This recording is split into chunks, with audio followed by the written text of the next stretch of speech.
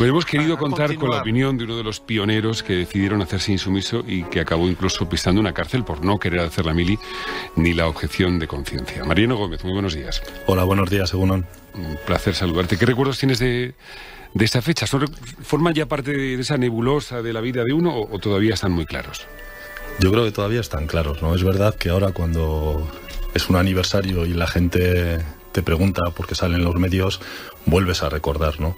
Yo lo primero que siempre digo es que se olvida muchas veces. Es verdad que cuando la insumisión afortunadamente fue calando en la sociedad y fue la punta de lanza también para que hubiera muchos más objetores de conciencia, se nos olvida que la insumisión no fue más que la estrategia que adoptó el movimiento de objeción de conciencia organizado para hacer frente a la nueva ley de servicio militar y de objeción de conciencia que se quería implantar. Fuimos los objetores de conciencias los que decidimos hacer esa estrategia de desobediencia civil no violenta, asumiendo las consecuencias que nos pudieran generar nuestros actos para intentar luchar contra una situación y una ley que considerábamos injustas, ¿no? ¿Cómo es ese primer día? Le preguntaba a Antonio el primer día en la mili. ¿Cómo fue el primer día en prisión? Y a la pregunta, ¿tú por qué estás aquí?, ¿cuál era la respuesta? Pues era muy curioso, sí, porque rompíamos todos los moldes. Fue una estrategia de desobediencia continua, primero negándonos a ir a la mili, presentándonos en los gobiernos militares, asumiendo lo que nos pudiera pasar. Íbamos con las mochilas, aquellas imágenes todavía se recuerdan, ¿no? No sabíamos si íbamos a entrar en prisión o no. Después con los juicios lo mismo. También pasó cuando llegaron los juicios y nos caían las primeras condenas. Curiosamente, aquellos que empezamos la insumisión teníamos penas de 1 año a 6 años. Pero al ver que ya íbamos siendo muchos los objetores que apostamos por la insumisión, el gobierno tenía miedo de verse con muchos insumisos en la cárcel y cambió la ley, aumentando las penas.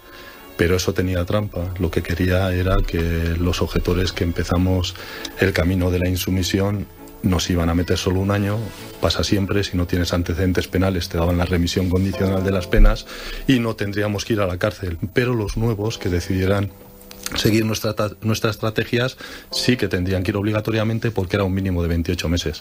También desobedecimos, renunciamos a la remisión condicional de las penas.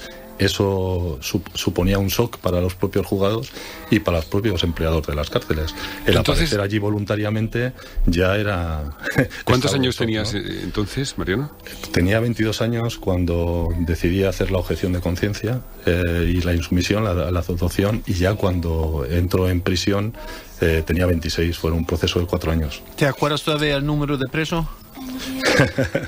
El número de preso no me acuerdo. Mira, ahí sí que teníamos muy entrenado en el buen sentido de la palabra. Lo habíamos hablado mucho, que no teníamos que caer en las inercias de la cárcel. Nos teníamos que llamar por nuestros nombres, teníamos que intentar hacer nuestra vida, teníamos que intentar leer, hablar de cualquier cosa, salir de las dinámicas de la cárcel. Incluso llegamos a tener una relación muy buena con el resto de los presos, que nos veían como bichos raros, pero que nos apreciaban mucho. Todo el mundo nos apoyaba. Y sus Vamos, Perdone. Vamos, Mariano, a hacer una pequeña pausa y enseguida volvemos. Hoy por hoy, con Toni Garrido. Continuamos rememorando con Nacho Carretero y con Gonzo los 30 años del movimiento insumiso contra el servicio militar obligatorio, que se cumplen estos días. 30 años han pasado ya. Y lo hacemos en conversación con uno de sus protagonistas, con Mariano Gómez. Mariano llegó a entrar en prisión. Mariano, si te parece, vamos a poner el contexto, porque es importante saber qué estaba pasando entonces cuando un grupo de chavales de apenas 22 años se negaba. No quería. Jamás estaba en sus planes haber entrado en un cuartel a cumplir con su, entre comillas, obligación. Mariano, ¿cómo era tu vida en 1989? Pues era, yo creo que la vida como la de la mayoría de los jóvenes, ¿no? Y ahí, mira, hay un dato que no habéis puesto, pero yo creo que fue muy importante para la insumisión, que fue también el referéndum de la OTAN. Que éramos muy jóvenes, éramos chavales, algunos no pudimos ni votar a punto porque no teníamos los 18 años en ese momento, pero que lo vivimos muy intensamente. Y posiblemente lo que en aquel momento parecía una derrota para el movimiento antimilitarista, el movimiento por la paz, fue una semilla que sirvió mucho. No sé, yo creo que no se puede entender el auge del movimiento de objeción de conciencia y de insumisión sin lo que fue el inicio en el activismo social de los jóvenes que tenían 17, 18, 19 años en las campañas anti-OTAN, ¿no? Posiblemente sin esa experiencia no hubiera habido esa capacidad de movilización. Fue un ejemplo más, ¿no?, de que nos sirvió a todos. ¿Y en tu casa comprendían tu postura o pensaban que eras muy radical? Bueno, yo creo que me acabaron entendiendo, me conocían, tenían muy claro, yo creo que conociendo mi forma de ser, por mi apuesta por el pacifismo, la no violencia, siempre hablaba de que yo nunca quería aprender a utilizar un arma ni aprender a matar, que no creía en los enemigos, ¿no?, que todos los pueblos formamos parte de una misma humanidad, ¿no?, que esa debe ser nuestra patria, y desde la pluralidad y la diversidad. Entonces, yo creo que se lo esperaban, pero seguramente fue muy duro porque, claro, estaba muy asumido que la mili era algo normal, se había hecho siempre. Escuchando antes a Antonio Muñoz Molina, yo creo que me he dado cuenta de que es verdad que rompimos muchos moldes. La gente solo hablaba de lo bueno de la mili. He hecho muchos amigos, he tenido buenas experiencias, pero gracias al movimiento de insumisión que salimos a la opinión pública, empezó a salir la otra mili, la que ha hablado antes Antonio Muñoz Molina, ¿no? Esa mili cutre, el machismo, la sumisión, el ordeno y mando, la falta de espíritu crítico, el por qué hay que utilizar la violencia para resolver los conflictos, ¿no? Entonces yo creo que ayudó mucho a sacar la verdadera imagen de la mili, o la mili, la imagen real que tenía la mili, nos ayudó mucho en el auge de la insumisión, ¿no?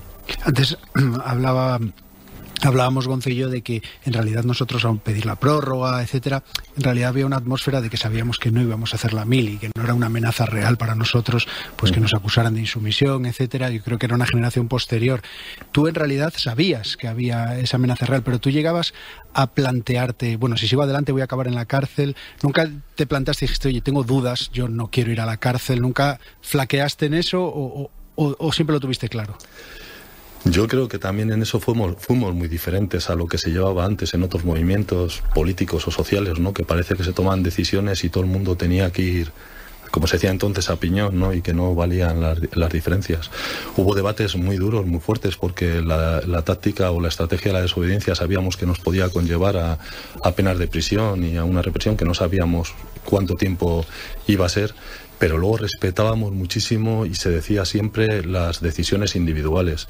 Justamente tal vez esa voluntariedad y ese debate, el asumirlo desde la voluntariedad, hizo que la mayoría al final, cuando llegaba el momento, a pesar de las dudas, a pesar de los miedos, que los teníamos, por supuesto, al final dábamos siempre el paso, ¿no? Pero ahí también rompimos moldes, ¿no? Decisiones colectivas, pero respeto a la decisión final individual. Mariano Gómez, uno de los primeros insumisos de cuyo movimiento ahora se cumplen 30 años.